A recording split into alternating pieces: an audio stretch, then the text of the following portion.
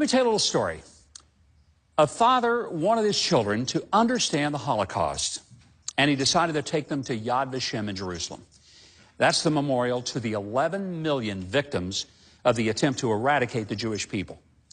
Though concerned that his 11-year-old daughter was really young to view the horrific scenes depicted in Yad Vashem, he determined that, well, she could always be taken out of the experience if it became too traumatic.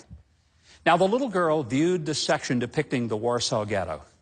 That's where children as young as 4 or 5 were left on the streets to fend for themselves after their parents were taken on trains to the death camps. Some of those children died from freezing. Others were shot for sport by the Nazi soldiers. And that's verified because the Nazis actually took photos of themselves doing it, as if they were proud to engage in such barbaric behavior. The little girl gazed at the photos from the death camps like Dachau, Bergen-Belsen, and Auschwitz-Birkenau. That was the death camp where 10,000 Jews, including women, children, and infants, were murdered in cold blood every day. And when the crematoriums couldn't handle the numbers, the Nazis took Jews by the thousands to large pits dug into the ground, and they shot them en masse, then pushed their bodies into the pit until another group could be shuttled to the site. The little girl stared at the photos of the disgusting destruction of innocent human lives and would sometimes read the inscriptions below the photos. As she prepared to exit the Yad Vashem exhibit with her father, she paused by the guest book on a podium on the way out. She reached into her father's pocket, took out his pen, then she began to write in the guest book. She put her name, address, and then she paused when it asked for comments.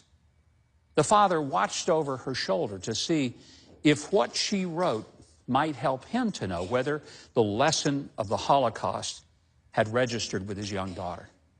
As he watched, she wrote words that he'll never forget. She simply wrote, "Why didn't somebody do something?" That's all she wrote. But her words were haunting. Why didn't somebody do something?